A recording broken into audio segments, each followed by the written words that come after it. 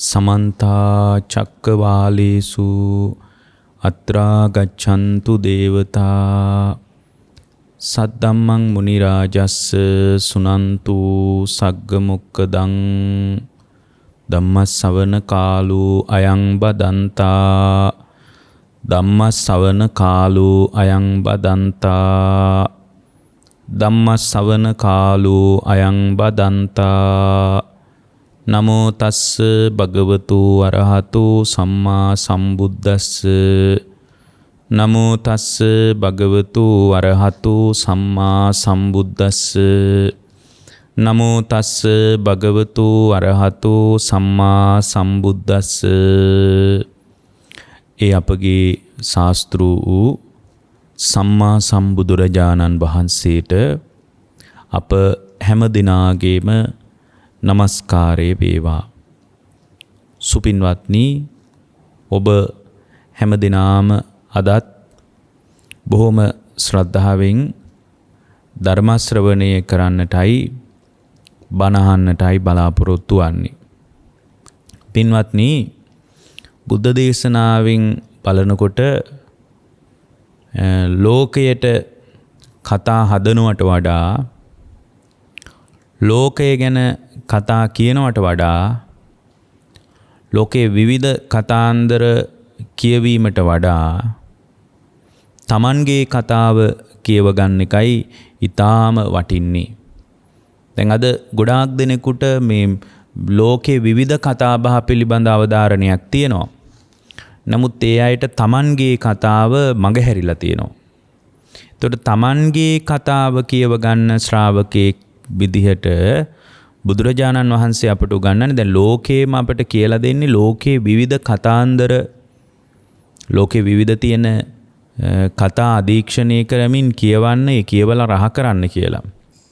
නමුත් බුදුරජාණන් වහන්සේ අපට උගන්වනවා තමන්ගේ කතාව කියව ගන්න කියලා.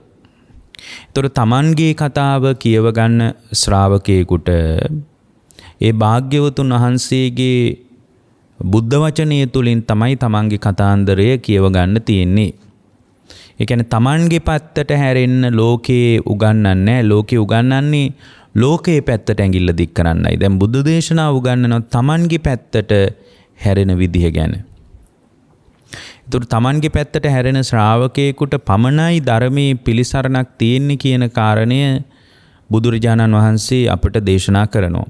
ලෝකේ හැමෝම තමන්ගේ කතාව තමා විසින් බාර ගන්න සූදානමක් නැහැ.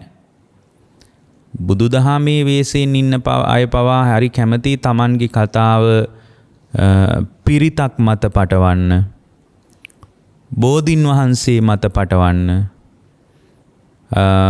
දෙමව්පියෝ මත පටවන්න, ඥාතිවරු මත පටවන්න, පවුලේ අනිකුත් පරිබාහිර අය මත පටවන්න ලෝකේ හැමදාමත් මිනිස්සු කැමති. නමුත් බුදුරජාණන් වහන්සේ දැන් ලෝකේ බුදුදහමේ වේසයෙන් විතරක් නෙමෙයි, දැන් ලෝකේ අනිකුත් ඉගැන්වීම් වල කොහොමවත් එහෙමයි. ඒ කියන්නේ තමන්ගේ වගකීම හැම වෙලාවකම කාගේ හරි කර මත පටවන්න තමයි ලෝකේ උත්සාහ කරන්නේ. ඒකේ ඊටා බරපතලම අවස්ථාව තමයි, ඊටා බැරෑරුම් අවස්ථාව තමයි ලෝකේ වගකීම දෙවියන් මත පටවන එක. එක්කෝ ඊශ්වරයා මත පටවන එක, මහා බ්‍රහ්මයා මත පටවන එක. ඒත් ලෝකේ තමන්ගේ කතාව කියව ගන්න ලෑස්තියක්වත් නැහැ මිනිස්සු ලෝකේ මැවුම්මාදී දෙවියන් මත වගකීම පැටවුවාම. මේ ඔක්කොම කරලා තියෙන්නේ දෙවියන් වහන්සේ. ඉතින් අපිට වෙන කරන්න දෙයක් නැහැ. දෙවියන් වහන්සේගේ කැමැත්ත තමයි. ඉතින් ඒ උත්තමයාගේ කැමැත්තට අනුවනේ ලෝකෙ වෙන්නේ කියන තැනට ගියාට පස්සේ තමන්ගේ කතාව කියව ගන්න එක මගහැරෙනවා. මොකද තමන්ගේ කතාව තමා විසින් ලියාගත්තා කියලා අපිට ඍජුව කියන්නත් බෑ. මේ කතාව වෙන කෙනෙක් ලිව්වා කියලා කියන්නත් බෑ පින්වත්නි. එතකොට දැන් මේ කතාව වෙන කෙනෙක් ලිව්වා, මේ ලියපු කතාව මම රඟපානවා, එයා තමයි ලිව්වේ කියන තැනින් එතකොට මේ කතාවේ මොකක් හරි අරුබුදයක් ඇති වුණාම නෑ මම නෙමෙයිනේ ලිව්වේ කියලා ඇඟිල්ල දික් කරන්න බෑ. සාමාන්‍යයෙන් ටෙලිනාට්‍යයක් කරන ටෙලිනාට්‍ය කරඟපාන නළුවෙකුට නිලියකට වගේ මේ කතාව වෙන කෙනෙකුට පවරන්න බෑ පින්වත්නි. මේ කතාව තමන්ගේ කතාවක්. ලෝකේ අන් අයගේ කතා කියවනවට වඩා තමන්ගේ කතාව කියව ගන්න එකයි බොහොම වැදගත්ම කාරණේ. ඒතර තමන්ගේ කතාව කියව ගන්න මනුස්ස ලෝකේ ඉතා සුන්දර තැනක්. දැන් සමහරවිට නිරේට ගියොත් මේ කතාව තමන්ට කියව ගන්න බෑ. තිරිසන් ලෝකේ උපන්නොත් මේ කතාව කියව ගන්න බෑ. මිනිස්සෙකුට තමයි මේ කතාව කියව ගන්න පුළුවන්. දැන් අපිට වෙලා තියෙන මේ මනුස්ස ජීවිතයත් හම්බෙලා අපි මේ අනුන්ගේ වෙන වෙන අයගේ කතාන්දර කියවක වෙ ඉන්නවා. ඒකේ අවදානම තමයි තමන්ගේ කතාව තමන්ට මගහැරිලා යන්න පුළුවන්. ඒ නිසා තමන්ගේ කතාව තමන්ට මගහැරෙන්න දෙන්න එපා කියලායි මම කියන්නේ. ධර්මයට සූදානම් වන ධර්මයේ අත්දකින්න කැමති ශ්‍රාවකෙක් තමන්ගේ කතාව කාටවත් පවරන්න එපා කියලායි මම කියන්නේ. මොකද මේක ඊටාම දුර්ලභ, ඊටාම විශිෂ්ට, බොහොම කාලාන්තරයකින් ලැබෙන අතිශය දුර්ලභ අවස්ථාවක්.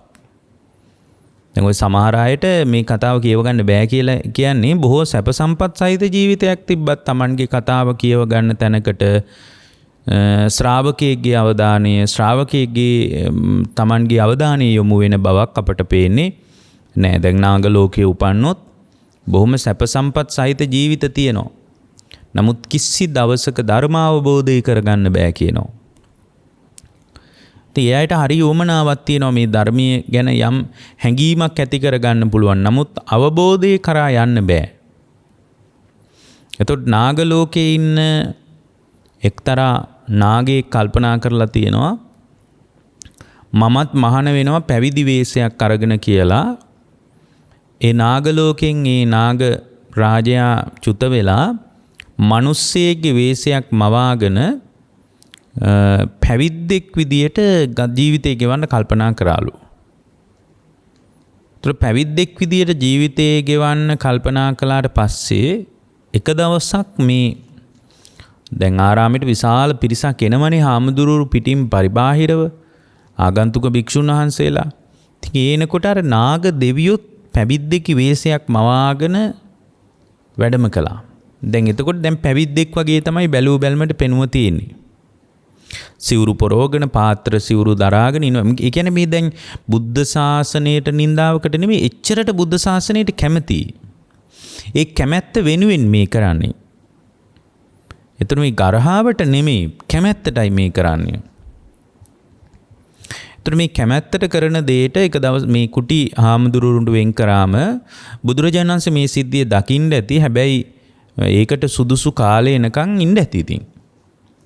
ඉතින් කුටි සේනාසනේම ආගන්තුක ස්වාමීන් වහන්සේලාට පෙන්නලා මේ කුඩා ස්වාමීන් වහන්සේ නමක් ගියා මේ කුටිවලට මොනවා හරි අඩුපාඩුවක් තියනවද? උණු පැන් අවශ්‍යද? සිසිල් පැන් අවශ්‍යද? මොකද ආගන්තුක වත, ගමික වත ආදී වත්පිළිවෙත් තියෙනවා භික්ෂූන් වහන්සේලාට. එතකොට මේ හාමුදුරුවන්ට තිබුණ ගැටලුව තමයි මේ හාමුදුරුවන්ගේ අඩුපාඩු හොයන එක තමයි මේ හාමුදුරුවන්ගේ ක්‍රියාවලිය. මොකද්ද? උන්වහන්සේලාට උණු පැන් තියනවද? සිසිල් පැන් තියනවද? මොනවද අඩුපාඩු? කුටිවල මොනවද අවශ්‍ය වෙන්නේ? මේ විදිහට හොයන්න යනකොට සාමාන්‍යයෙන් ওই නාග දෙවිවරු වෙන වේශයක් මවා ගත්තත් දැන් මේක පින්වත්නි මේ ඊටාම හොඳින් මේ මනුෂ්‍යත්වයේ තියෙන මේ Tamanගේ කතාව කියව ගන්න ලැබෙන මේ Tamanගේ කියවීම පිළිබඳ තමන්ට නිදහස් වීමක් හදාගන්න ලැබෙන මේ දුර්ලභ අවස්ථාව මිනිස්සු නිකන් ඔය කාලා බීලා මේ විනාශ කරලා දාන්නේ. ඒක කියන්නයි මම මේ කතාව මුලින්ම කියන්නේ මේ දේශනාවේදී. දැන් මේ නාග දෙවියෝ වේශයක් මවාගෙන ආවා. නමුත් අර නාග දෙවිවරුන්ගේ ක්‍රමයක් තියෙනවා. තමන්ගේ ශරීර කෘත්‍ය කරනකොට මේ වෙන වේශයක් මවාගත්තත් ඒ විදිහට ඉන්න බෑ කියනවා. එතකොට මේ නාග දෙවියෝ අර පරණ වේශයටම යන්න ඕනලු. ඉතින් මේ නාග මේ දැන් පැවිද්දට කැමැත්තෙන් තමයි මේ පැවිදි වේශයක් මවා ගත්තේ. ඒ කියන්නේ දැන් අපිට පැවිද්දක වටිනාකමක් සමහරට දැන් ලංකාවේ ඉන්න කෙනෙකුට පැවිද්ද කියන එක ඊටාම සැහැල්ලුවෙන් සමහරට ගොඩාක් වටිනාකමක් පේන්නේ නැහැ. දැන් ඊට වඩා මේ කාම ලෝකේ වටිනාකම් ගොඩාක් අපට පේනවා, මුණ ගැහෙනවා. දැන් බලන්න මේ නාග දෙවියෝ මේ කුටිය ඇතුලේ අර පැවිදි වේශය අයින් කරලා විශාල පෙන ගොබයක් මවාගෙන කුටිය ඇතුලේ ඉන්නවා. එතකොට අර හාමුදුරුවෝ ගිහින් උගුර පෑදුවා. උගුර පාදලා මේ කුටියට තට්ටු කරනකොට ඒ කුටියේ දොර බාගෙට වහලා තිබුණේ. කුටියේ දොර ඇරිලා ගියා. ඉතින් කුටියේ දොර ඇරිලා ගියාම මේ හාමුදුරුවෝ එකපාරම බය වෙලා පිටිපස්සට පැන්නා. මොකද මුලින් හිටියේ ස්වාමීන් වහන්සේ නමක් දැන් විශාල පෙන ගොබයක් මවාගත්ත නාග දරණක් තියෙන විශාල නාගයෙක් ඉන්නවා. ඉක්මනින් ගිහින් දැන් මේ රහතන් වහන්සේ නමක් නෙමෙයිනේ. සාමාන්‍ය සාමණේර හාමුදුරුවෝ කෙනෙක් මේ මොනවද අඩුපහඩු කියලා බලන්නයි මේ කුටිවලට උන්වහන්සේ වැඩම කළේ. ඉතින් උන්වහන්සේ මේ කුටිවලට වැඩම කරන අතරේ මේ දැක්ක සිද්ධිය නිසා උන්වහන්සේට යම් තැතිගැන්මක් ඇති වුණා. ඇති වෙලා කෙලින්ම බුදුරජාණන් වහන්සේගේ වැඩ ඉන්න තැනට ගිහින් මේ සිද්ධිය කිව්වා ස්වාමීනි මේ අඩුපහඩු හොයන්න ගියා. දොරට තට්ටු කරනකොට දොර බාගෙට වහලා තිබ්බේ දොර ඇරුණා. ඒ දොර ඇරුණාට පස්සේ ස්වාමීනි විශාල පෙන ගොබයක් මවාගත්ත නාගයෙක් දැක්කා කියලා කිව්වා. ඒ වෙලාවේ බුදුරජාණන් වහන්සේ මතක් කළා එහෙනම් භික්ෂුව ගිහින් කතා කරන්න කිව්වා. දොර ළඟට යන්න එපා එළියේ ඉඳලා කතා කරන්න කිව්වා. මේ කුටියේ ඉන්න හාමුදුරුවන්ට එළියට වඩින්න කියලා. එතකොට බොහෝම හොඳට ශාන්තව සිවුරු පරවගත්ත හාමුදුරුවෝ කෙනෙක් එළියට එයි කිව්වා. හොඳට සිවුරු පරවගෙන හාමුදුරුවෝ කෙනෙක් එළියට එයි කිව්වා. අන්න ඒ හාමුදුරුවන්ට කියන්න කිව්වා භික්ෂුව මේ ස්වාමීන් වහන්සේ ඔබ වහන්සේට බුදුරජාණන් වහන්සේ කතා කරනවා කියලා කියන්න කිව්වා.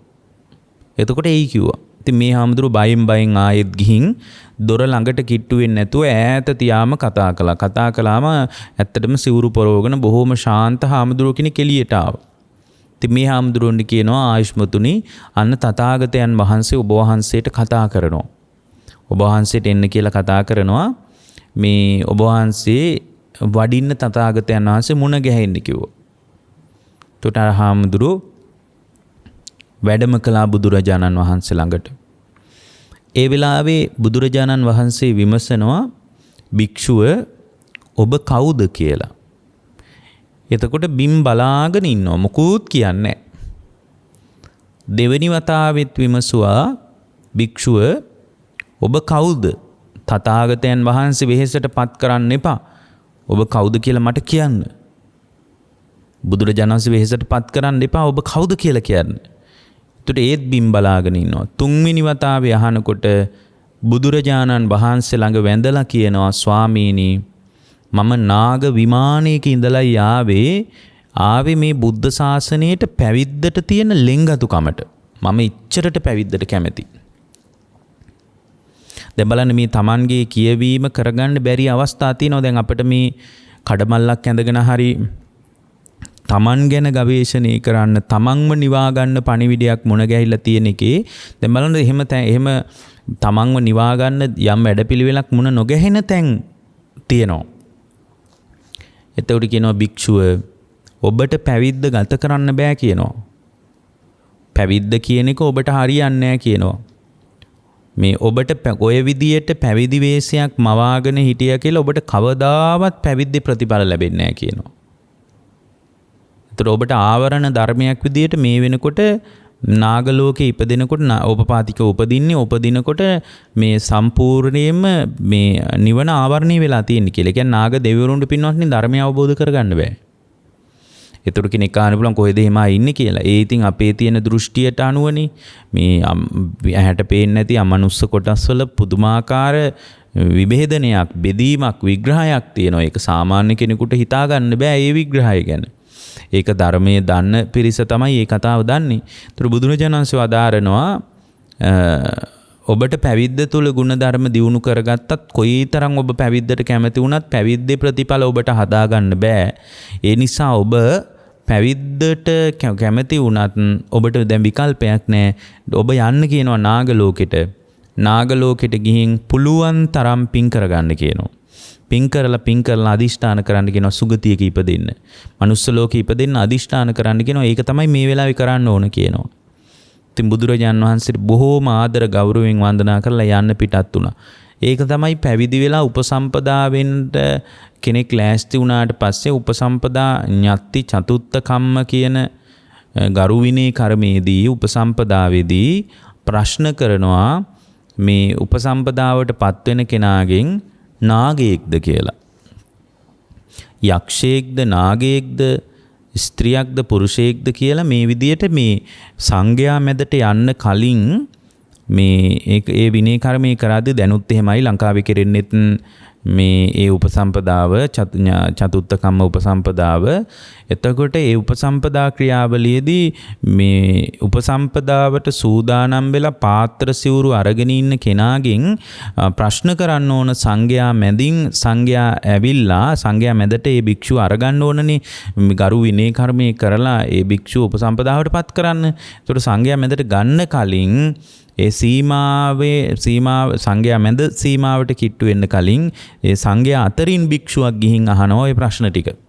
ඒ ප්‍රශ්න ටිකට උත්තර දුන්නාට පස්සේ ඒ ප්‍රශ්න ටිකට උත්තර දුන්නාම ආයෙත් ඒ ප්‍රශ්න ටික අහගත්ත උත්තරේ අහගත්ත සංඝයා ආය ස්වාමීන් වහන්සේලා ආය සංඝයා මැදට ගිහින් කියනවා උපසම්පදාවට උන්වහන්සේ සූදානම් වෙලා ඉන්නේ මෙහෙම ප්‍රශ්න කළා කියලා.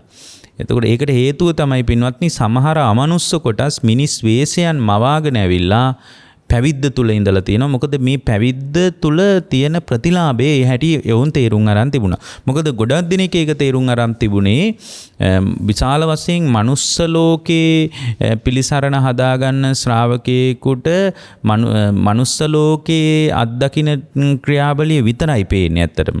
නිරේ නිරසත්වයේ දුක උන්ට සංවේදී වෙන්නේ නැහැ. ඊට පස්සේ ප්‍රේත කොටස් වල දුක සංවේදී වෙන්නේ අපිට පේනවා නම් දුක විදියට පේන්නේ මේ තිරිසන් ලෝකයේ දුක විතරයි යන්නේ ජීවීන් විදියට. ඒකට අපිට ඇහැට පේන්නේ නැති ජීවීන් පිළිබඳ සංවේදීකමක් නැහැ. ඇත්තට මෙහෙම පේනවා නම් පින්වත්නි මිනිස්සු පුදුම විදියට ගුණධර්ම දියුණු කරයි. ඒ කියන්නේ රාත්‍රියේ නිදි වරාගෙන ගුණධර්ම දියුණු කරයි. මොකද මේ අපේ වාසය කරන කාම ලෝකයේ තුලම ඇහැට පේන්නේ නැති බොහෝම දුක් සහිත ජීවිතවලට අවතීර්ණය වෙලා පුදුම විදියට අසරණ වෙලා සමහර වෙලාවට. ඒගොල්ලන්ට කරන කියන දේවල් ගැන හරියට හැඟීමක් අදහසක් නැහැ. මොනවා කරන්නද කොහොම කරන්නද දැන් මම මොනවද කරන්නේ මේ මොකක්වත් හරියට අදහසක් නැතුව පුදුම තරම් දුක් විඳින කොටස් ඉන්නවා. එතකොට ඒ කොටස් අතරින් සමහර දෙවිවරුන්ටත් ඒ කොටස් ප්‍රේනවා. එතකොට ඒ දෙවිවරුන්ට පවා හිතෙනවා අනේ මොකද්ද මේ ජීවිතේ කියලා. මේක ඒ වගේම තමයි දැන් සමහර പ്രേත කොටස් වලට එහෙම පේනවා මේ ඒගොල්ලන්ගේ විපාකයේ අනිත්‍ය වෙලා නිරේට වැටෙන විදිහත් පේනවා. ඒ කියන්නේ Taman නිරේට යන්න ඉන්නවා නම් නිරේට යන්න ඉන්න එකත් පේනවා. ඒතකොට කෙනෙක් කියන්න පුළුවන් ආපෝ එහෙනම් හොඳයිනේ අපිටත් වඩා කියලා. පින්වත්නි මේ පේන්නෙම දුක් විඳවන්න. දැන් මම මගේ භව කර්ම ඒ කියන්නේ නිරයෙන් പ്രേත ලෝකෙන් අතුරුදහන් වෙනකොට චුත වෙනකොට ප්‍රතිසන්දිය නිරය හැදෙනවා කියලා මට පේනවා නම් පින්වත්නි මම ඉන්න දිවා රාත්‍රී දැවි දැවි ඉන්න වෙන්නේ. දිවා රාත්‍රී දැවි දැවි ඉන්න වෙන්නේ. ඒකට එහෙම දැවි දැවි ඉන්න අයට මනුස්ස ලෝකේ දිහා බලනකොට අපි හිතනවා මේ මනුස්ස ලෝකේ මහා දුක්ඛ ස්කන්ධයක් තියෙනවා කියලා. නමුත් මේක හරි වටිනා අවස්ථාවක්. මේ අවස්ථාව පුළුවන් තරම් ප්‍රයෝජන ගන්න. ගොඩාක් දිනෙක මේ ගොඩක් ගැඹුරු දේශනා ගැන උනන්දුයි. නමුත් මේ ලැබිච්ච මනුස්ස ජීවිතයේ ප්‍රතිලාභයේ වටිනාකම බුද්ධ ශාසනයක් මුණ ගැහිීමේ වටිනාකම ධර්මයේ හැසිරෙන ශ්‍රාවක භාවයක් මුණ ගැහිීමේ වටිනාකම මිනිස්සු තේරුම් අරන්නේ. ඒ තේරුම් නොගැනීම නිසා මිනිස්සු නානාවිධ ලෝකේ විවිධ ක්‍රියාකාරකම් එක්ක හැපි ඉන්නවා. ඔවුන් එක්කෝ එක දෘෂ්ටිගත වීමක් තුළ එක්කෝ විවිධ ආකාර මාන්නය වැනි මනෝභාවයන් තුළ උන් හිර වෙලා ඉන්නවා. බොහෝ පිරිසකට ධර්මයේ පිළිසරණ මග හැරිලා යනවා. ඒක හොඳට තේරුම් ගන්න පින්වත්නි. මොකද බුදුරජාණන් වහන්සේ නමක් පහළ වුණා කියන ආරංචියට බොහෝ දෙනෙක් මේ ධර්මයේ පිහිට පිළිසරණ හදාගත්තා. ඒතර බොහෝ පිරිසක් දැන් මේ අහන දේශනාවක් වුණත් හොඳට නුවණින් විමසමින් ඊටාම හොඳින් කල්පනා කරමින් මේ දේශනා ශ්‍රවණය කිරීමේ කුසලතාවය ඊටාම වැදගත් වෙනවා. ඒතර බුදුරජාණන් වහන්සේ අපට උගන්වනවා මේ ජීවිතයේ තුලදීම මේ දුකෙන් නිදහස් වෙන පටිපාටියක්. බුදුරජාණන් වහන්සේ අපට දේශනා කරනවා මේ මොහොතේදීම දුකෙන් නිදහස් වෙන ක්‍රමවේදයක්. ඒතර ඒ ක්‍රමවේදය ඔබටත් වළංගුයි මටත් වළංගුයි. එයා වෛද්‍යවරයෙක් ඉංජිනේරුවෙක් වගේ ඉහළ වෘත්තිකයෙක් වෙන්න පුළුවන්. අධ්‍යාපන සුදුසුකම් මගින් බොහොම ඉහළට ගියපු ශ්‍රාවකයෙක් වෙන්න පුළුවන්. එයාටත් ඒක වටිනවා. ඒ වගේම කඩමලු අඳින මහපාරේ ඉන්න මනුෂ්‍යත්වයට දායාද වුණු සමහර වෙලාවට හරියට අඳින්න පළඳින්නවත් නැති එහෙම මින් ඇඳුමක් පටලවගෙන ඉන්න කෙනෙකුට එයාට ගොඩාක් ප්‍රශ්න තියෙන්න පුළුවන් මෙහෙදී බලද්දී. කෑම බීම ප්‍රශ්න, ඉන්න හිටින තැන්වල ප්‍රශ්න, අඳින පළඳින වගේ ප්‍රශ්න, මේ වගේ බොහොම ප්‍රශ්න තියෙන්න පුළුවන්. මේ ප්‍රශ්න මොනවා තිබුණත් මේ මනුෂ්‍යත්වයේ තුල මේ ධර්මී පිහිට හදාගන්න පුළුවන්. අන්න ඒ ගැන හිතලා අපි සතුටු වෙන්න ඕන. ඒ සතුට තුල වාසය කරනකොට අර මේ අඳින්න පළඳින්න නෑ කියන එක, කන්න බොන්න හරියට නෑ කියන එක යට කරගෙන ධර්මී නිරාමිස සුවය මතුවෙනකොට බෝක්කුවක් අස්සකට හරි වෙලා ධර්මී පිහිටෙන් ධර්මී පිළිසරණින් ඉන්න පුළුවන්. බෝක්කුවක් අස්සේම මැරිලා ගියත් සමහර විට ওই නගර සභාවෙන් හරි ඇවිල්ලා අරගෙන ගිහින් කොහේ හරි වලේ දායි. ඒක මොනවා කළත් කමක් නෑ. සුන්දර ජීවිතයක් මෙහිදී අවබෝධය කරා යන්න බැරි වුණත් ධර්මයේ තුලින් නැගී හිටින ශ්‍රාවකයාට තියෙන බව අපි මතක තියාගන්න ඕන. එතකොට මේ මොහොත වැදගත්ම මොහොත විදියට සලකන ලෝකේ ඉගැන්වීමක් තියෙනවා නම් ඒ ප්‍රධාන පෙළේ ප්‍රබල ඉගැන්වීම භාග්‍යවතුන් වහන්සේගේ ඉගැන්වීම. ඒ කියන්නේ මේ මොහොතේ ಗುಣධර්මත් එක්ක ජීවමාන වෙලා අර අපි කියන අතීතං නාන්වාගමේ අතීත සංඛාර අනුව යන්නෙත් නැතුව නප්පටිකංකේ අනාගතං අනාගතයේ මවන ගතියනොත් බැහැර වෙලා අතීත සංඛාර අනුව යන්නෙත් නැතුව අනාගත මවන ගතියනොත් බැහැර වෙලා ඒකට හේතුව යද අතීතං පහිනන්තං අතීතේ ප්‍රහාණය වෙලානේ. එතකොට පච්චුප්පන්න වශයෙන් මේ මොහොතේ පච්චුප්පන්නංච යෝ ධම්මං තත්ත විපස්සති. මේ මොහොතේ යම් කෙනෙක් ජීවිතයේ තුල හැරිලා බලන්න පටන් ගත්තොත් අර අපි ඉස්සල්ලා කියපු එකම තමයි. Tamanගේ කතාව කියව ගන්න තැනකට පුද්ගලයෙක්පත් වුනොත් ඒ පුද්ගලයාට බුදුරජාණන් වහන්සේගේ ධර්මයේ පිහිට හදාගන්න පුළුවන්. මොකද ලෝකේ හැම ඉගැන්වීමක්ම එක්ක අතීතයේ දෙයක් කතා කරනවා, එක්ක අනාගතයට වෙන්න දෙයක් කතා කරනවා, අතීතේ ආපු තැන කතා කරනවා, යන්න තැන කතා කරනවා. නමුත් මේ ආපු තැනයි යන තැනයි ගැන වඩාත් කතා බහ කරන එක ලෝකේ වැදගත් නෑ කියලා අපි කියන්නේ නැහැ. ඒක ඊටාම වැදගත් දෙයක්. නමුත් ආපු තැනයි යන තැනයි ගැන කතා කරනවා වගේම ඊටාම වැදගත් දෙයක් තමයි පින්වත්නි මේ මොහොතේ එහෙමනම් යන තැනත් ආපු තැනත් ගැන කතා කරලා විතරක් පැත්තකට වෙන්නේ නැතුව මේ මොහොතේ වඩා යහපත් වන මේ මොහොතේ දැන් කරන්න ඕන දෙයක් ගැන සංවේදී වෙන එක ඊටාම වැදගත්. ඒක බුදු කෙනෙක්ගේ මුව මණ්ඩලයේ විතරයි උපදින. ඒකට හොඳ ලස්සන දේශනාවක් තියෙනවා. ඔය හේමක සූත්‍රයේ මගේ මතකයේ හැටියට බාවරී කියලා ಭಾರತයේ හිටියා බොහොම ප්‍රකට ගුරුවරයෙක්. ඔහුට විශාල අනුගාමික පිරිසක් ඉඳලා තියෙනවා. ඔහුගේ ගෝලයෝ විශාල පිරිසක් හිටියා. ඒතර මේ බාවරී කියන්නේ බොහොම වයසට ගියපු බොහොම ප්‍රබල විදියට ත්‍රිවේද ප්‍රාප්ත මිනිස්සෙක්. ඒ නිසා මෙයාගේ ළඟට ඉගෙන ගන්න විශාල ගෝලයෝ පිරිසක් ඇවිල්ලා තියෙනවා. ඒ හැමෝම සත්‍ය ගවේෂණයේ පිළිබඳ යම් උත්තේජනයක් තිබුණු පිරිස. ඒතර මේ අය සත්‍ය පිළිබඳ රාමුවක් හදාගෙන තිබුණා. ඒ රාමුව ඇතුළට දාලා බැලුවා කවුරු හරි කෙනෙක් සත්‍ය අවබෝධ කරනවා නම් සත්‍ය අවබෝධ කරන පාරට එනවා නම් ඒ කෙනාගේ ස්වરૂපය පිළිබඳ ඔවුන් මේ රාමුවට දාලා බැලුවා. බලන ඒ රාමුව ඇතුලේ තමයි ඔවුන් මේ රාමුව විදිහට තමයි ඔය අපි කතා කරන දෙතිස් මහා පුරුෂ ලක්ෂණ වගේ දේවල් පවා ඔවුන් හොයාගන්නේ. එතකොට ඔවුන් යම් කෙනෙක්ගේ සත්‍ය අවබෝධයටපත් වුණු මුනිවරයෙකුට එයාගේ ශරීර ස්වභාවයේ පිහිටන විදිහ ගැන පවා ඔවුන් පරිශන කරලා හොයාගෙන තිබුණා. ඇත්තට මේක ලොකු විශාල පරිශනයක්. ගැඹුරු ආධ්‍යාත්මික පරිශනයක් ඒක.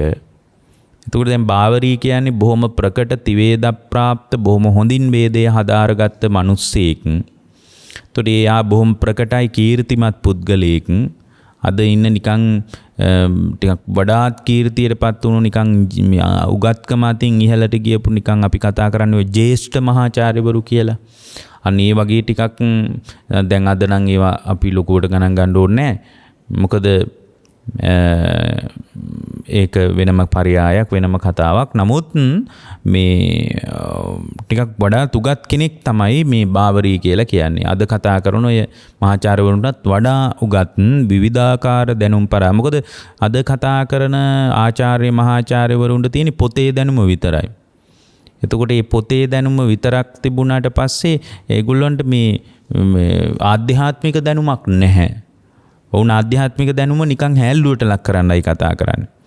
ආධ්‍යාත්මිකව යම් ගැඹුරු දාර්ශනික ප්‍රවේශයක් ගැන කතා කරනකොට ඔවුන් හිතන්නේ අපි විහිළු කරනවා කියලා. එතකොට ඔවුන් ඒක එහෙම විහිළුවක් කරනවා කියලා හිතුවට කමක් නැහැ. හැබැයි ඔවුන් මේ පිළිබඳවත් වඩා සංවේදීකමක් හදා ගන්න ඕනේ. හෙවිල්ලක් බැලිල්ලක් නැහැ. එච්චරටම අර දැනුමේ මුසපත් වෙලා. නමුත් දැන් බාවරී කියන්නේ එහෙම කෙනෙක් නෙමෙයි. බාවරී බොහොම විමසුම් මැසක් තිබුණ කෙනෙක්. එයාගේ ප්‍රධාන ගෝලයෙක් හිටියා හේමක කියලා. හේමක මානවකයා. ඔහු තරුණයි. ඔහුත් සත්‍ය ගවේෂණයේ පිළිබඳ ලෝකේ වඩාත් උනන්දු වෙච්ච කෙනෙක්. මොකද ඒක හොඳට තේරෙනවා. ඔහු බුදුරජාණන් වහන්සේ මුණ ගැහුණාම අහන ප්‍රශ්න වලින් ඒ කාරණේ හොඳට තේරෙනවා. ඒතර බාවරී කිව්වා මේ හේමකට කතා කරලා හේමක මේ බුදු කෙනෙක් පහළ වෙලා ඉන්නවා කියලා ආරංචි ඔයා පොඩ්ඩක් ගිහින් බලන්නකෝ බුදු වෙලාද ඇත්තටම කියලා කිව්වා. ඒ කියන්නේ එහෙනම් බුදු වෙලා බුදු වුණා කියපු අය තව ඉන්න ඇති. මොකද බුද්ධත්වයේ පිළිබඳ කලකෝලහලයක් පවතින යුගයක බුදු වුණා කියපු අය තව ඉන්න ඇති සත්‍ය අවබෝධය කළා කියලා. ඒකයි මේ බාවරී කියන්නේ බුදු කෙනෙක් පහළ වෙලා කියලා ආරංචියක් තියෙනවා පොඩ්ඩක් ගිහින් බැලුවා නම් හොඳයි කියලා. එතකොට හේමක Tamanගේ පිරිසත් එක්ක යන්න ලෑස්ති වෙනකොට බාවරී බොහොම ඥානවන්ත උත්තරයක් පිළිතුරක් දෙනවා. හේමක ගිහින් බුදු වුණාද කියලා දැක්ක ගමන් හොයන්න පුළුවන්. අහනකොට ඔයාට පුළුවන් දැනගන්න මේ ඔයා කෙලින්ම ප්‍රශ්න අහන්න එපා කියනවා. ඔයා ගිහින් ප්‍රශ්න අහන්න එපා. ඔයා ප්‍රශ්නේ හිතේ තියාගන්න කියනවා. හිතෙන් අහන්න කියනවා. කටෙන් අහන්න එපා. ඔයා මේ ප්‍රශ්නේ හිතෙන් අහන්න කියනවා. හිතෙන් අහනකොට දැන් ඔබ ප්‍රශ්නේ හිතෙන් අහනකොට ඒ ශ්‍රමණ බවත් ගෞතමයන් වහන්සේ කටෙන් උත්තර දෙයි. මුව මණ්ඩලින් උත්තර දෙයි. බුදු වෙලා නම් ඔබ දැන් ප්‍රශ්න අහන්න ඕනේ නැහැ. මේක 아무තු ප්‍රශ්න ඇහිල්ලක්. අහන්න එපා. ප්‍රශ්නේ හිතේ තියාගෙන එතන ඉන්න කිව්වා.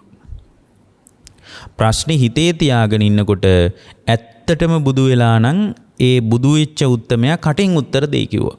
ඔයාගේ හිත දිහා බලලා. ඒ නිසා ඔන්න ඔය උපක්‍රමයේ පාවිච්චි කරන්න කිව්වා. ඉතින් හේමක මොකද කරන්නේ? Tamanගේ පිරිසකුත් එකතු කරගෙන මේ සත්‍ය අවබෝධයටපත් වුණු මුනිවරයා හොයාගෙන යන්න පිටත් වුණා. ඒතර බලන්න මිනිස්සු වැඩ ඔක්කොම අත්හැරලා දාලා සත්‍ය පිළිබඳව තියෙන උනන්දුව, උත්තේජනීය කැමැත්ත වැඩ ඔක්කොම පැත්තකින් තියලා ඉගෙන ගන්නේවත් පැත්තකින් තියලා පාරට බහිනවා සත්‍ය අවබෝධ කරපු මුනිවරයෙක් ඉන්නවලු අපි ගිහින් පොඩ්ඩක් බලමු කියලා. ඒතර සත්‍ය පිළිබඳ කොයිතරම් උනන්දුවක් ඒ අයට තිබිලා තියෙනවද?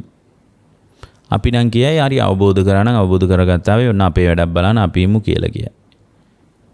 එක්කෝ අපි හොයන්නේ බලන්නේ නැතුව ගරහාවටපත් කරයි. අවබෝධයටපත් වුණා කියනකොට අපි ආයෙ හොයන්නේ. අපි සමහර විට ඒ අයගේ ඇසුරක් අපිට ඇත්තේ නැහැ.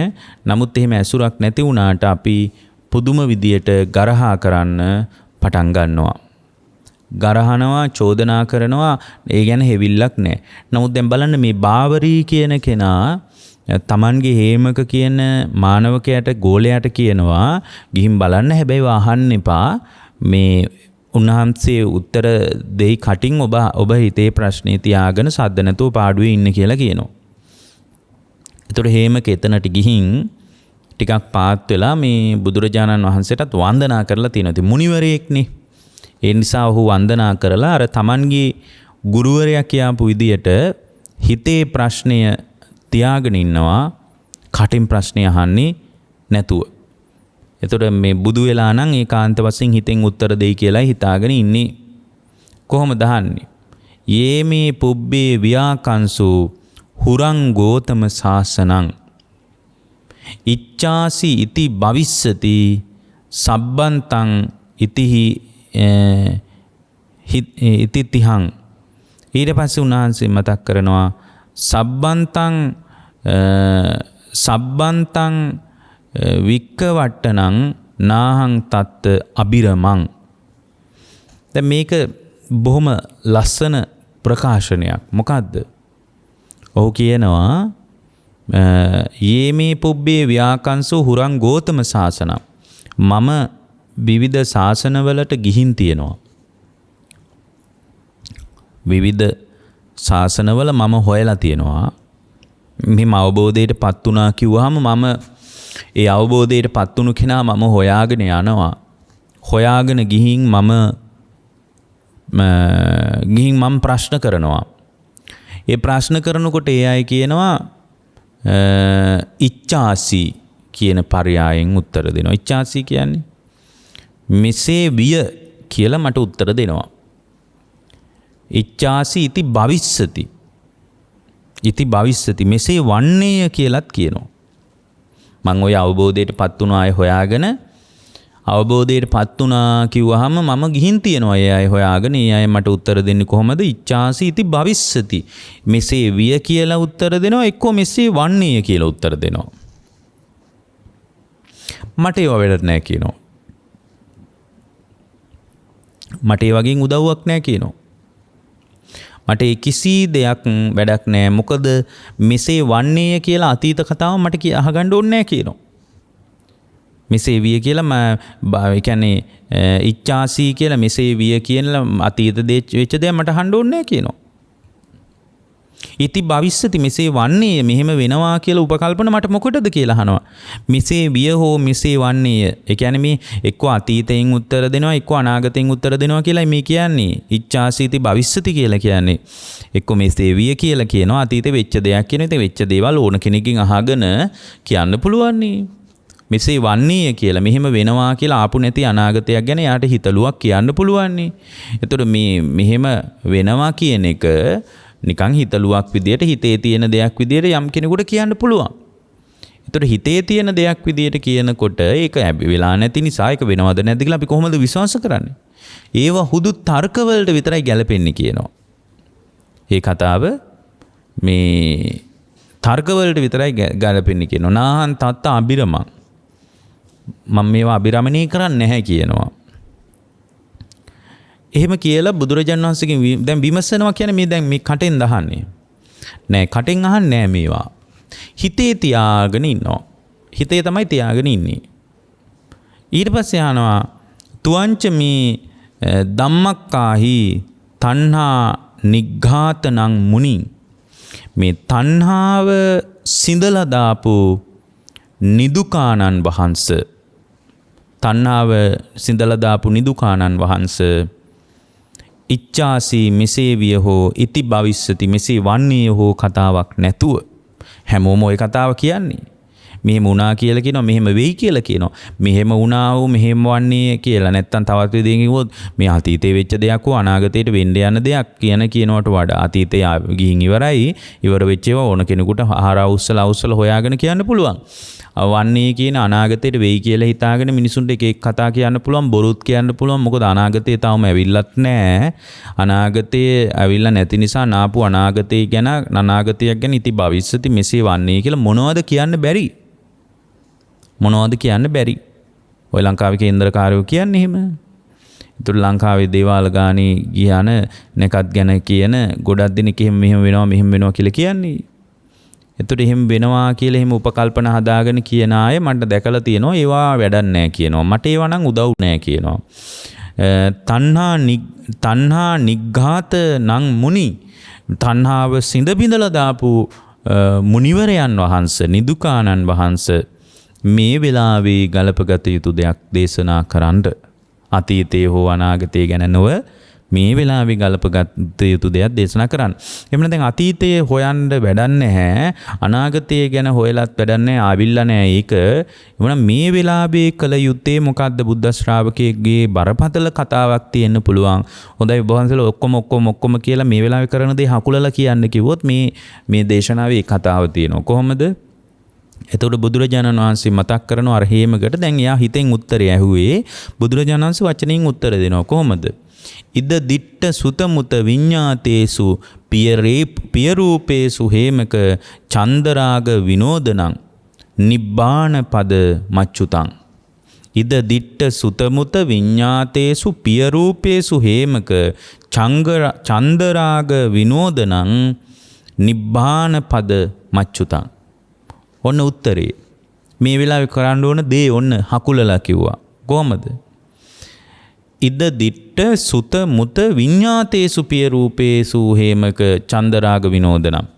බුදුරජාණන් වහන්සේ වදාරනවා දකින දේවල් තුල, අහන දේවල් තුල, දැනෙන දේවල් තුල, හිතෙන දේවල් තුල. දකින දේවල්, අහන දේවල්, දැනෙන දේවල්, හිතන දේවල් තුල මෙතන ආයතන හයේම කතාව ඇතුළත්. ඇස කන නාසය දිවකය මනස කියන ආයතන හයම ඇතුළත් කරලා තමයි ඉද දිට්ඨ සුතමුත විඤ්ඤාතේසු පිය රූපේසු හේමක කියලා කිව්වේ. එතකොට ඉද දිට්ඨ කියන්නේ දැකිනවා කියන එකයි ඇස මුල් කරගෙන. ඉද දිට්ඨ සුත කියන්නේ අහනවා කියන එකයි. මේ සෝත ආයතන. ඉද දිට්ඨ සුත මුත කියන්නේ දැනෙනවා කියන එකයි. මොනවද දැනෙන්නේ? දිවට රහ දැනෙනවා.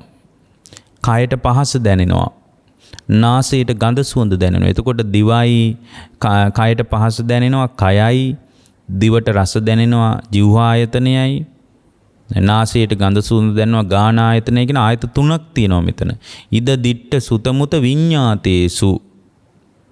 එතකොට හිතෙන දේවල්, ඒ කියන්නේ ඇස කන නාසය දිවකය මනස ගැනත් මෙතන තියෙනවා. මේ ආයතන හයම ගැන තියෙනවා. පිය රූපේසු හේමක ප්‍රිය ස්වභාවයෙන් යම් කෙනෙක් ඒවා ගන්නවා නම් එතකොට ප්‍රිය රූපේසු හේමක චන්දරාග විනෝදන. ඡන්දයක්, චන්දරාගයක්, තණ්හාවක් ඉද දිට්ඨ සුතමුත විඤ්ඤාතේසු ආහන දේවල් මත, දකින දේවල් මත, දැනෙන දේවල් මත, හිතන දේවල් මත චන්දරාගයෙන් බැඳීමක් තියෙනවා නම්, තණ්හාවෙන් තෙත් කිරීමක් තියෙනවා නම් ඉන් නිදහස් වීම. ඒ කියන්නේ අහන දේවල්, දකින දේවල්, දැනෙන දේවල්, හිතන දේවල් තුල තණ්හාවෙන් තෙත් කිරීම අයින් කරලා දැම්මොත් ඒ අයින් කරලා දාපු ශ්‍රාවකයා තුල චන්දරා, ඒ කියන්නේ මේ අහන දැකින දැනෙන හිතෙන දේවල් තුල චන්දරාගයයි තණ්හාවයි අයින් කළොත්, වෙන් කරගත්තොත්, මේක අහනවා කියන එක විතරක් තියලා ඒකෙන් චන්දරාගය වෙන් කළොත්, දකින්නවා කියන එක විතරක් තියලා දැකීම තුල චන්දරාගය වෙන් කරගත්තොත්, දැනෙනවා කියන එක පැත්තකින් තියලා දැනීම ඇස්සේ තියෙන චන්දරාගය ගලවලා ගත්තොත්, හිතෙනවා කියන එක පැත්තකින් තියලා හිතෙන එක ඇස්සේ තියෙන චන්දරාගය අයින් කරගත්තොත්, ඒ චන්දරාගය අයින් කර ගැනීම තුලම තමයි නිබ්බාන පද මච්චුතං. ඒ මොහොතේ නිවන කියන්නේ මේකට කියනවා. නිවන කුළු ගැන්ලා තියෙන්නේ මේක තුල කියනවා. දැන් මේ කියන්නේ අතීත එකක්ද පින්වත්නි? නෑ. අනාගත එකක්ද? ඒත් නෑ. මේ කියන්නේ පච්චුප්පන්න වශයෙන්, ප්‍රත්‍යනුපන් වශයෙන් මේ මොහොතේ ඇතිවෙන ක්‍රියාවලිය තුල කෙලෙස් නිරුද්ධ කර ගැනීමේ පටිපාටියයි. එතකොට එවැනි පටිපාටියක් කෙරෙහි අපි වැඩි අවධානයක් මේ කාලේ යොමු කරගන්න එක ඊටාම වැදගත්. එතකොට මුලින්ම ශ්‍රාවකෙක් කළ යුත්තේ මේ වැඩපිළිවෙල අනුගමනය කරනවා නම් මෙන්න මේ දැක්මට එන එක. කොහොමද? ඉද දිට්ඨ සුතමුත විඤ්ඤාතේසු පිය රූපේසු. එතකොට මේ අහන දැනෙන දැකින හිතෙන දේවල් තුළ මේ මොහොතේ අත්දකින්න ක්‍රියාවලිය තුළ දෘෂ්ටිගත වීමක් නැතුව චන්දරාගයයි තණ්හාවයි මේකෙන් අයින් කළොත් එහෙම නිවීමක් මතුවෙනවා කියන දැකීමට එන්න ඕනේ. ඒ දැකීම තුළ දිට්ඨ ආශ්‍රව දුරු වෙන්න පටන් ගන්නවා. ඒතර දිට්ඨ ආශ්‍රව දුරු වෙනවා කියලා කියන්නේ සෝතාපන්නයි. දිට්ඨ ආශ්‍රව දුරු වෙනවා කියලා කියන්නේ සෝතාපන්නයි. එතකොට කාමරාග පටික දෙක තුනී වෙනකොට ඒ සෝතාපන්න ශ්‍රාවකයාම සකදාගාමි වෙනවා. කාමරාග පටික දෙක සම්පූර්ණයෙන්ම නැති වෙලා යනකොට එයා අනාගාමි වෙනවා. සියලුම සංස්කාරයන් නිරුද්ධ වෙනකොට රහතන් වහන්සේගේ ස්වභාවයට සාමාන්‍ය ශ්‍රාවකයෙක් පත් වෙනවා. එතකොට ඒ ස්වභාවයට පත් වෙන ශ්‍රාවකයෙක් චතුරාර්ය සත්‍ය පිළිබඳ ඊටාම ගැඹුරින් ස්වකීය ජීවිතය තුළින් ගලපා බලන ශ්‍රාවක භාවයක් හදා ගන්න ඕන. ඒක ස්වකීය ජීවිතය තුලයි ගලපා බලන්න අවශ්‍ය වෙන්නේ. එතකොට චතුරාර්ය සත්‍ය අවබෝධ කරගන්න ශ්‍රාවකෙක් ස්වකීය ජීවිතය තුලින් ඒ ස්වභාවය අත්දකින්න ඕන. දුකේ ස්වභාවය ධර්මයේ තුලින් බලබලා තේරුම් ගන්න ඕන. සමුදේ ස්වභාවය බලබලා තේරුම් ගන්න ඕන. දැන් මේ චතුරාර්ය සත්‍යයේ ස්වභාවයක් තියෙනවා. මොකක්ද ස්වභාවය? උන්වහන්සේ දැන් දුක්ඛ සත්‍යය ගත්තොත් දුක්ඛ සත්‍යයේ ස්වභාවයන් කීපයක් බුදුරජාණන් වහන්සේ දේශනා කරලා තියෙනවා. පළවෙනි එක මොකද්ද? පීඩනට්ඨෝ. පළවෙනි එක මේ පීඩා ස්වභාවයක් තමයි දුක්ඛ සත්‍යයේ තියෙන්නේ. එතකොට පීඩනය කියන එක දුක්ඛ සත්‍යයට ආවේනික ස්වභාවයක් විදිහටයි දේශනා කරන්නේ. පංචස්කන්ධය තුල පීඩනයක් පවතිනවා.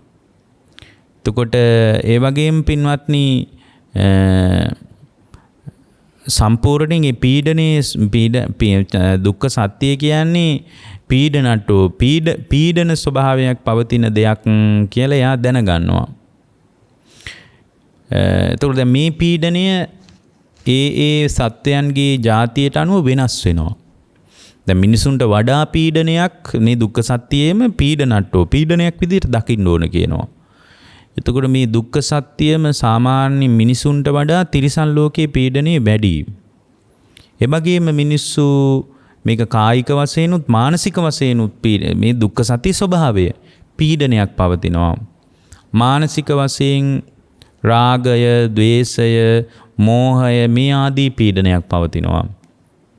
ඒතර මේ ස්වභාවය මේ පීඩනයේ ස්වභාවය තේරුම් ගත්තට පස්සේ කායික පීඩා සහ මානසික පීඩා කියන උභය පීඩා වලින් උභය හුල් වලින් බැට ගන්න නැති ශ්‍රාවක භාවයක් මුණ ගැහෙනවා.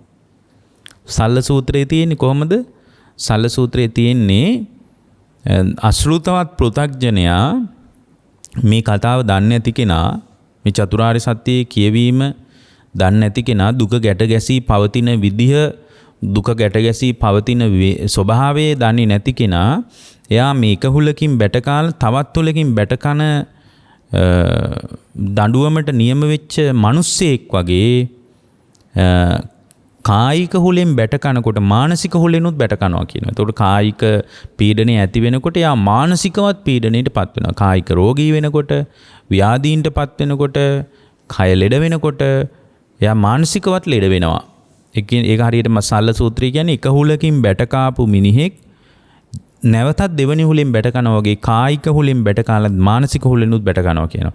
දැන් මේ කතාව දන්න කෙනාට කායික හුලෙන් බැට කෑවත් එයාට මානසික හුලකින් බැට කෑමක් නැහැ පින්වත්නි. ඒතර රාගයෙන්, ద్వේෂයෙන්, මෝහයෙන් මේ ආදී වශයෙන් අකුසල් වලින් අපි පීඩාවටපත් වෙනවා. කෙලෙස් වලින් පීඩාවටපත් වෙනවා. ඒකට කියනවා මොකද්ද? පීඩනට්ඨෝ කියලා. ඒ වගේම පින්වත්නි දුක්ඛ සත්‍යයේ ස්වභාවයක් පවතිනවා.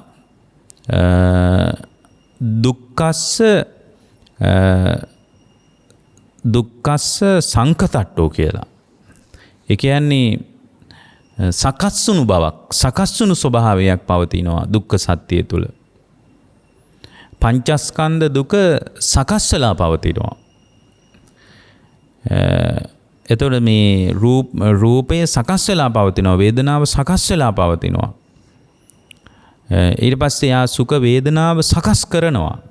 ඒතර යාට තේරෙන්නේ සුඛ වේදනාව සකස් කිරීම තුළ දුක සකස් කරනවා කියලා යාට තේරෙන්නේ නැහැ. එතකොට මේ සුඛ වේදනාව වෙනුවෙන් මිනිස්සු ඕන දෙයක් කරනවානේ පින්වත්නි. එතකොට මේ සුඛ වේදනාව වෙනුවෙන් පින්වත්නි මේ සමාජයේ ඕන දෙයක් මිනිස්සු කරයි. දැන් ඉන්න සමහර අය ඒ කියන්නේ එයා සුඛ වේදනාව තුල සකස් කිරීම තුල දුකයි සකස් කරන්නේ කියලා සාමාන්‍ය කෙනෙකුට තේරෙන්නේ නැහැ. ඒතර ධ්‍යාන උපදවා ගැනීම තුල පවා දුක සකස් වෙනවා. හේතුව ඒකනේ දුක සකස් වෙනවා කියලා කියන්නේ මේ ඒ නිසානේ පින්වත්නි එයාගේ ස්කන්ධේනුත් නැවත නැවත එයාගේ ක්‍රියාවලියත් නැවත නැවත පැලවෙන විදියට හැදෙන්නේ. ධ්‍යානෙ උපදවා ගැනීම තුලත් එයා ඉතින් රූපාවචර අරූපාවචර බඹලෝ යයි. යටත් පිරිසෙන් බඹලෝට යනවා. ඒතර බඹලෝවට ගියත් පින්වත්නි දුකෙන් නිදහස් නෑනේ. ඒතර මේ දුක්ඛ සත්‍ය තුල අපි දැනගන්න ඕන පින්වත්නි සකස් වීම ස්වභාව කොට තියෙන ස්වභාවයක් තියෙනවා.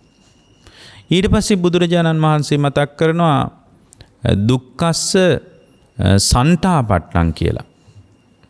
මොකක්ද ඒ කියන්නේ?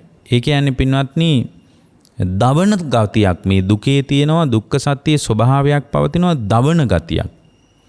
තවන ගතියක් තියෙනවා. පුච්චන ගතියක් තියෙනවා. ඒ දවන තවන පුච්චන ගතිය දුකේ ස්වභාවයක් විදිහට පවතින නිසා තමයි සමහර විට තමන්ගේ කෙනෙක් අහිමි වීම නිසා දැන් බලන්න ඔය සමහර බොහොම හොඳට සී කල්පනාවෙන් ඉන්න කෙනෙකුට තමන්ගේ කෙනෙක් අහිමි වුණා කියනකොට එයාගේ සිහිය පවා නැති වෙලා යනවා. එයාව දවන්න පටන් ගන්නවා. ඒතකොට ඒ කායික දැවිලිත් මානසික දැවිලිත් වලට යාට මුහුණ දෙන්න වෙනවා. එතකොට රාගයෙන් දවනවා. ද්වේෂයෙන් දවනවා. ධර්මයක් පුහුණු කරන කෙනෙක් පවා ඒ විදියට දවලා දානවා. එතකොට මේ අවිද්‍යාවෙන් වැහිලා තියෙන නිසා මේ දුක්ඛ සත්‍ය තුල පවතින දවන තවන පුච්චන ගතිය අපිට පේන්නේ නැහැ. මේ දුක්ඛ සත්‍ය තුල දවන තවන පුච්චන ගතියක් තියෙනවා කියලා අපිට තේරෙන්නේ නැහැ. දැන් බලන්න තේජෝ ධාතුව උත්සන්න වීම නිසා ඒකේ තේජෝ ධාතුව උත්සන්න වීම නිසා මොනතරම් කායික දුකක් ඇති වෙනවද බලන්න. අන්න දවන ගතියක් තියෙනවා. දුක කියන්නේ දවන ගතියක් පවතිනවා දුක්ඛ සත්‍ය තුල. සමහර ලාවට කායික දැවිලි ඇති වෙනවා. කායික රිදුම් ඇති වෙනවා. එතකොට කායිකවත් දැවිලි හට ගන්නවා. ඒ දුක හට මේ දුක්ඛ සත්‍ය ස්වභාවයක් දවන ගතිය, තවන ගතිය. දුක්ඛ සත්‍ය ස්වභාවයක් පුච්චන ගතිය. එතකොට ප්‍රත්‍ය වශයෙන් මේ දවන ගතිය අපි දැනගන්න ඕන. එතකොට කායික දැවිලි ඇති වෙනකොට ඒක මානසික දැවිලි වලට බලපානවා. ඒ කියන්නේ කායික දැවිල්ල මානසික දැවිල්ල හදලා දෙනවා. මානසික දැවිල්ල කායික දැවිල්ලත් හදලා දෙනවා. ඔකට අර විසුද්ධි මාර්ගයේ වගේ තැන්වල තියෙනවා පින්වත්නි. රාග ද්වේෂ මෝහ කිපෙනකොට වාපිත්සෙම් කිපෙනවා කියලා. බැලූ බැල්මට එහෙම කෙනෙකුට ඒක තේරෙන්නේ නැහැ. ඒ කියන්නේ රාගය කිපෙනකොට සෙම කිපෙනවලු. ද්වේෂය කිපෙනකොට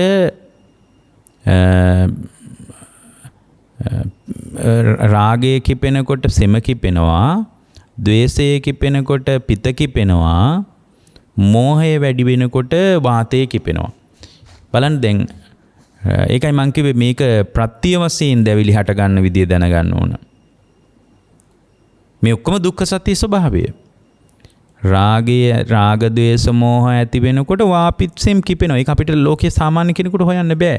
ඒතකොට දැන් ධර්මයේ එහෙමනම් දැන් මේ කායිකව බෙහෙත් විතරක් ගත්තාට මදි. මොකද මානසිකවත් එයා විකල්ප හොයා ගන්න ඕන.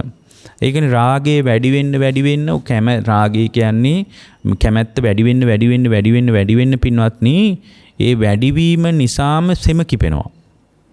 සෙම් රෝග වැඩි ගොඩාක් කැමැත්ත වැඩි නිසා. දැන් පුංචි දරුවෙක් අයිස්ක්‍රීම් වලට කැමති වුණාට පස්සේ සෙම වැඩි වෙනවා. පොඩි ළමයිට සෙම වැඩිනේ බලන්නකෝ. ඒ කියන්නේ කිසිම සීමාවක් නැහැ. එක එක කැම වලට රුචියක් කැමැත්තක් දක්වනවා. ඒ කැමැත්ත නිසා රාගය කිපෙනවා. ඒ වගේම පින්වත්නි ද්වේෂය වැඩි වෙනකොට පිත කිපෙනවා. දැන් ওই සාමාන්‍යයෙන් මැදිවි එහෙම ඉන්න අයට හරියට ද්වේෂය තියෙනවා. පිත් රෝගත් හරියට වැඩි. ඒ වගේම තමයි මෝහය වැඩි වෙනකොට වාතය කිපෙනවා. මේ දෙක එකිනෙකට ප්‍රත්‍යයයි. මෝහය වැඩි නම් එතන වාතය කිපෙනවා. ඒ වයසට යනකොට මෝහයත් වැඩිනේ. දැන් මරණ බයයි. දැන් මොනවා වෙයිද මේවා අත්හැරලා දාලා යන්නේ කොහොමද? මේවත් එක්ක විශාල මෝහයක පැටලෙනවා ධර්මයක් නැති කෙනෙක්. මෝහය වැඩි වෙන්න වාත රෝගත් වැඩිනේ. බලන්න හොඳට ඒක ගැලපිලා යනවා. ওই වයසට ගිය අයට එහෙම වාත රෝග වැඩි වෙන්නත් ඒක හේතුවක් වෙන්න පුළුවන්. මෝහය වැඩි වෙන්න වාත රෝග වැඩි වෙනවා. දැන් විසුද්ධි මාර්ගයේ පැහැදිලි කරන රාග ද්වේෂ මෝහ වාපිත්සෙම් වලට සම්බන්ධයි කියන එක මේ ප්‍රත්‍ය වශයෙන් දැවිලි එකිනෙකට කායික දැවිලි මානසික දැවිලි උදෙසා පවතිනවා. මානසික දැවිලි කායික දැවිලි උදෙසා මේ දුකේ ස්වභාවය. දුක්ඛ සත්‍යයේ ස්වභාවය පින්නත් 11 ගින්නකින් දැවෙනවා කියලා අපි කතා කරනවානේ. දෙවියන්ටත් මෙහෙම දැවිලි තියෙනවා. දැන් අපි හිතනවා මේ දුක්ඛ සත්‍ය කියන එක අපිට විතරක් සාධාරණ එකක් නෙමෙයි. දෙවියන්ටත් මේ දුක්ඛ සත්‍ය ස්වභාවයක් පවතිනවා. අර සක්කපඤ්ඤ සූත්‍රයේම තියෙන්නේ. එක දෙවියෙක් ඇවිල්ලා Tamanගේ දිව්‍ය අප්සරාව දැක්කයි දයින් දැක්කේ නෑ. ඊට පස්සේ අනීමාව දැවෙනවා කියලා බුදුරජාණන් වහන්සේ ළඟට ඇවිල්ලා කියපු විස්තරයක් තියෙනවා. එහෙනම් මේ විදිහට දුකේ ස්වභාවයක් විදිහට සංතාප ස්වභාවය දැනගන්න ඕන. දවන ස්වභාවය දැනගන්න ඕන. ඒ වගේම දුකේ තියෙන බුදුරජාණන් වහන්සේ වදාරනවා මේ විපරිණාමෝ කියලා. දුකේ ස්වභාවයක් තියෙනවා විපරිණාම වෙනස් වෙන ස්වභාවයක් පවතිනවා. මේ ස්කන්ධයන්ගේ වෙනස් වීම තමයි දුකේ ස්වභාවය.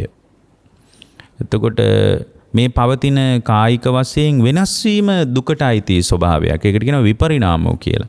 යෞවනේ වෙනස් වෙලා යනවා. ඒක දුකට අයිති ස්වභාවයක්. ඊට පස්සේ නිරෝගීකම වෙනස් වෙලා යනවා. ඒක දුකට අයිති ස්වභාවයක්. රෝගී වීමත් එක්කම නිරෝගීකම වෙනස් වෙනවා. මේ වේදනාවන් පවා වෙනස් වෙනවා.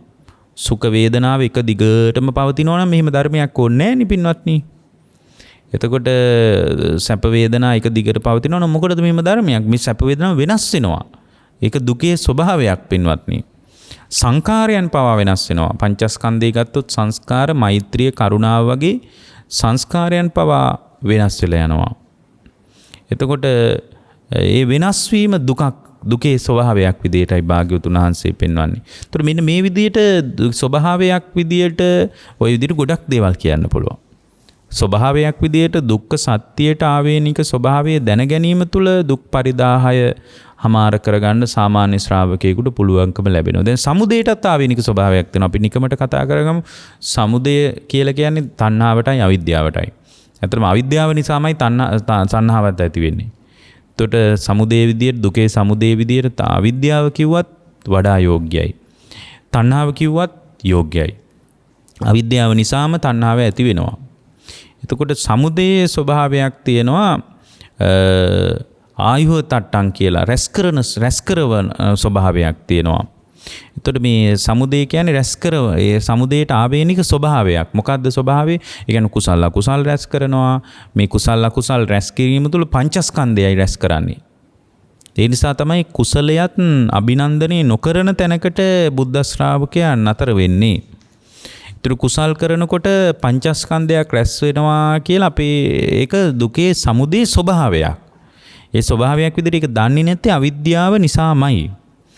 එතකොට කුසල් රැස් කරත් පංචස්කන්ධයක් රැස් වෙන්නේ, අකුසල් රැස් කරත් පංචස්කන්ධයක් රැස් වෙන්නේ කියලා දැනගන්නවා.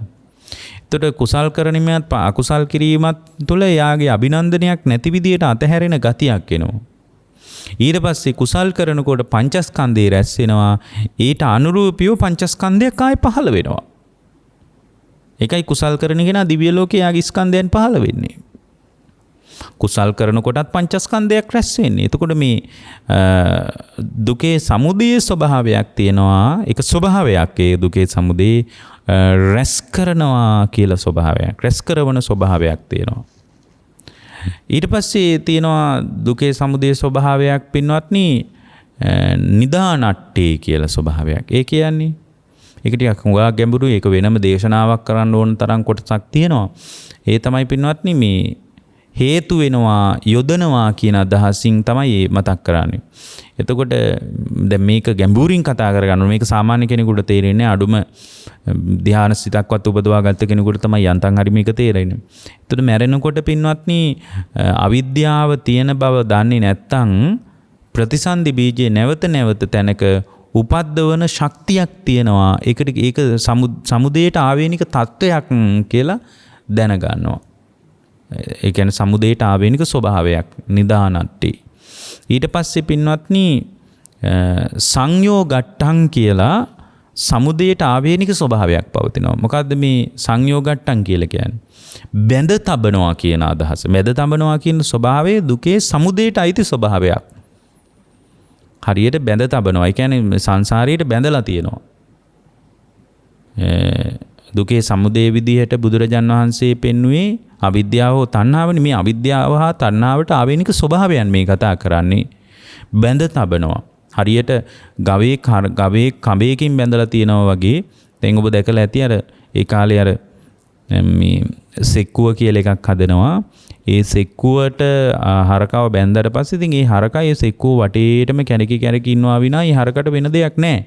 ඔකට ලස්සන දේශනාවක් තියෙනවා ගද්දුල බද්ද සූත්‍රය කියලා. දන්වැලකින් ගැට ගහපු බල්ලෙක් ගැන වදාළ දේශනාවක්. ඒක තියෙනවා මේ හරියට බල්ලෙක් දන්වැලකින් ගැට ගැහුවට පස්සේ ඒ බල්ලා ඒ දන්වැල වටේ කැරකි ඉන්නවා වගේ මේ සාමාන්‍ය අශෘතවත් පෘථග්ජනයා මේ රූපේ වටේ කරගෙනවා, වේදනාව වටේ කරගෙනවා, සංඥාව වටේ කරගෙනවා, සංකාරය වටේ කරගෙනවා, විඥානය වටේ කරගෙනවා කියන ඕකෙන් නිදහස් වීමක් නැහැ කියනවා. ඒතර සාංශාරික සත්‍ය හරියට දන්වැලකින් ගැට ගහපු බල්ලෙක් වගේ කියලා ගද්දුල බද්ද සූත්‍රයේ ওই කාරණේ තියෙන්නේ. සංයෝගට්ටං බැඳ තබන ස්වභාවයක් දුකේ සමුදයට ආවේනික ස්වභාවයක් ඒක.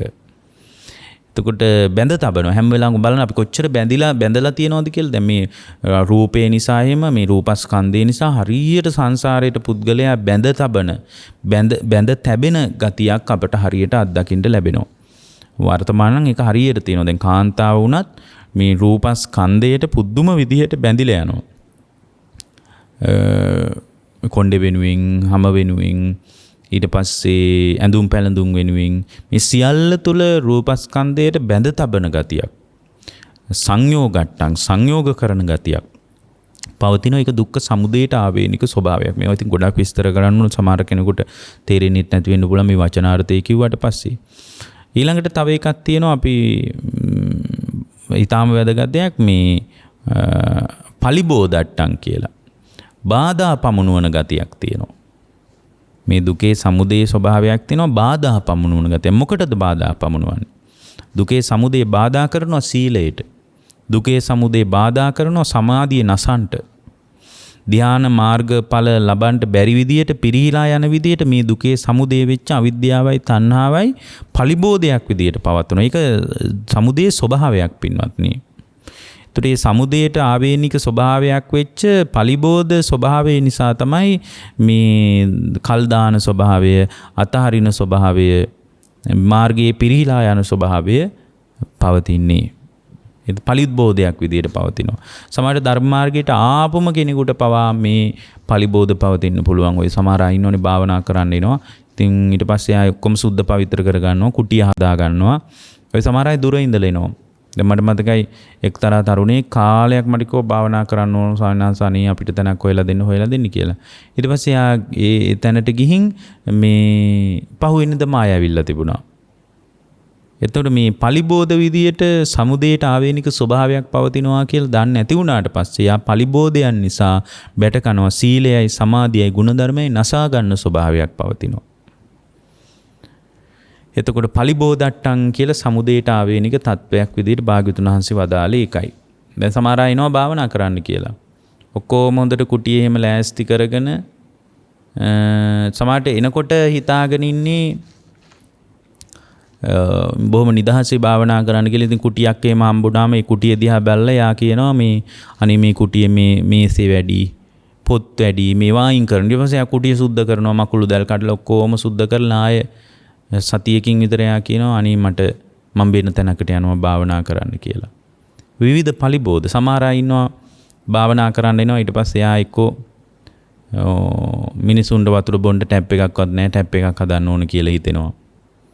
මෙතනට මිනිස්සු එනකොට දැන් අපේ හේම ස්වාමීන් වහන්සේ නමක් හිටියා, හොඳට හිටියා.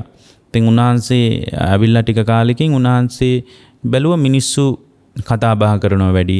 ඒ නිසා ඒ හාමුදුරුවෝ අර භාවනා කරන එක පැත්තකින් තියලා ධර්මයේ පුහුණු කරන එක පැත්තකින් තියලා මේ එක එක පත්‍රිකා ගහගෙන ඉන්න විවිධ තැන්වල ඇවිදින්න පටන් ගත්තා. ඊට පස්සේ ඒ හාමුදුරුවන්ගේ වැඩි එක හොඳ දෙයක් තමයි. හැබැයි පලිබෝධයක් නිවන් පිණිස යන කෙනෙකුට. ඊට පස්සේ බෝඩ් වල ගහලා සුදු ඇඳගෙන ඉන්න කෑ ගහන්න එපා කී බෝඩ් ගහන්න පටන් ගත්තා. ඊට පස්සේ බෝඩ් නඩත්තු කරන්න පටන් ගත්තා. මේ විදිහට පලිබෝධයක් විදිහට ධර්ම මාර්ගයේ මඟ හැරිලා යන්න පුළුවන්. අභිජප්පාවන් එහෙම ඇති වෙනවා. අපි මේ ප්‍රඥා නාලිකාවෙම අභිජප්පා ගැන දේශනා කරලා තියෙනවා. සමහර ටිකක් භාවනාව ඉගෙන ගත්තම හිතෙනවා අනේ අපේ නෝනත් භාවනා කරා නම් හොඳයි. දරුවොත් භාවනා කරනනම් හොඳයි කියලා ඊට පස්සේ ආ භාවනා ගුරුවරයෙක් වෙන්න හදනවා. ඔන්න ඒ වගේ ලොකු පලිබෝධයන් තියෙනවා. මේ ඉතින් බොහොම සිහියක් නැති කෙනෙක් අමාරු වැටෙන්න පුළුවන්. මේ වගේ ගොඩක් කාරණා කියනවා නම් තියෙනවා. හැබැයි මේක ඊටාම වැදගත් අර ස්වභාවයක් විදිහට දුකේ සමුදේට ආවේනික දේවල් කතා කරනවා. ඕකේ නිරෝධයයි මාර්ගයටයි ආවේනික දේවල් හරිම ලස්සන කාරණා ටිකක්. ඒක කියන්න අපිට කාලේ නෙමෙයි. ඔබ හැම දිනාටම ජීවිත අවබෝධයේ පිණිස මේ දේශනාව උපකාර වේවා. තෙරුවන් සරණයි. රාගක්ඛයෝ නිබ්බානං